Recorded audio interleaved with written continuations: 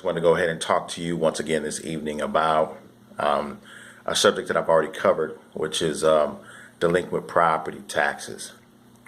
Many of you out there are coming across, whether it be programs or mentorship programs or what have you, training, and they're telling you to get the list from a third party source. Number one, there's nothing wrong with that. However, it depends, number one, how good the information is, how frequent it is, how fresh the information is. So, for example, if you've recently pulled a delinquent property tax list and the information is outdated, so to speak, old, people have already paid property taxes once you've pulled that list, that information is no good. Because what's going to happen is you're going to build a list based upon that information, and the information is old, it's outdated, that type of thing. And a lot of people don't teach you how to pull list or how to trim the list down. And so, number one, let me go over that again because it's very important.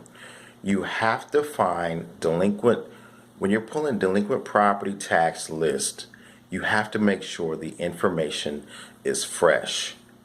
So whatever service that you're using, before you pay for that service, you have to ask them how old is the list you're getting ready to pull in this particular county.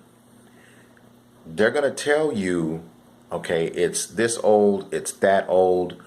Sometimes what they'll do is they'll go ahead and they'll tell you it's based upon, and this is the biggest reason, because you can pull information from a lot of third-party sources. The biggest reason that many of you are getting hurt or getting a very low response or even no response at all is the information is old, simply because the county that you're pulling the information from does not update their information. And so the best way to go ahead to get a delinquent property tax list is to pull directly from the county themselves. I would say, from my experience, I have had a great amount of success contacting the county themselves or contacting the person that's in charge of delinquent property taxes and getting a current list of people that are behind in property taxes. Okay, when you pull this list, number one, you want to make sure that as you edit the list, you want to pull delinquent property taxes that are 2 years old and older. Don't go after a lot of those people who are 1 year behind on property taxes. There's a lot of people who will pay them late. The majority of people just go ahead and pay them whenever they have the money. So, number one, trust me on this.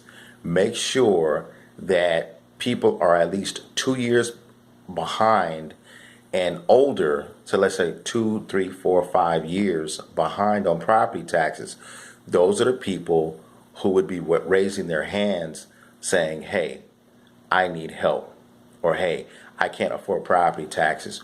Or, hey, I'm in a situation right now where I can't afford these taxes.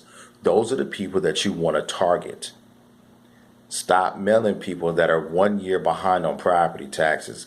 Those people oftentimes will go ahead and pay their property taxes. Okay. Number two, make sure that you have a system in place that teaches you who to contact, what to write, who to call, how to say it, what to do. I'm going to leave a link at the bottom. This link is called Invisible. I think it's invisibleleads.com. This course, this is not an affiliate. I'm not selling this course. This course taught me how to pull delinquent property taxes myself, so I don't have to pay for them from a third party. Okay, I need to save my money for my mailers. I'm also going to link some videos up underneath here that show you how to do, what process to take, steps A through Z to be successful at delinquent property taxes. The biggest thing that's going to hurt you oftentimes is inconsistency, number one. Number two, lack of numbers. You have to play a nice amount of numbers, 1,000. You can say 500, 500, 1,000, 1,500, 2,000, 3,000. You got to mail people. Number three, follow up is key.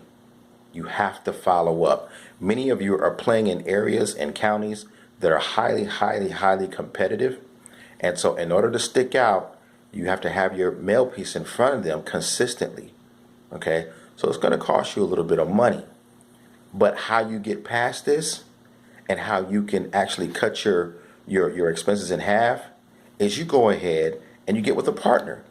Get with someone who has just the same amount of desire as you to be successful at this whole niche called delinquent property taxes. Okay? How you find this person? Join up with biggerpockets.com. Great site. Tons of resources. Number two, go down to your local real estate investment club and just network with people. In fact, if you want somebody to help shorten your learning curve, go down to your real estate investment club, go down there and see who the players are, not the people who are brand new. God bless them. I think they're going to be successful, but you have to get with people who are, knocking this thing out right now. When you find these people, introduce yourself, get to know them, maybe take them out to lunch, and then ask them, hey, I'm new. How can I help you in your business? I have a strong desire to learn. When you do that and you're honest and you're ethical, you can help somebody and become an asset to them. And what will begin to happen, just like magic, you will become what they are. If they are making $10,000 a month, $20,000 a month, but it's a learning curve. They will teach you what to say and how to say it. They will teach you what to do and how to do it. Okay? It's called a mentor. Many of you are paying money for a mentor. You don't have to do that. Help them out. Go down to your real estate investment club. Help them out. What do they need? Now, you're going to work for lots of times you're going to go ahead and work for free. It's free, but you're learning. Okay? It's free, but you're learning, and you're not paying for mentorship. You're learning, and they're teaching you things. They're teaching you how to fill out contracts. They're teaching you how to handle no's. They're teaching you how to door knock. They're teaching you how to drive for dollars.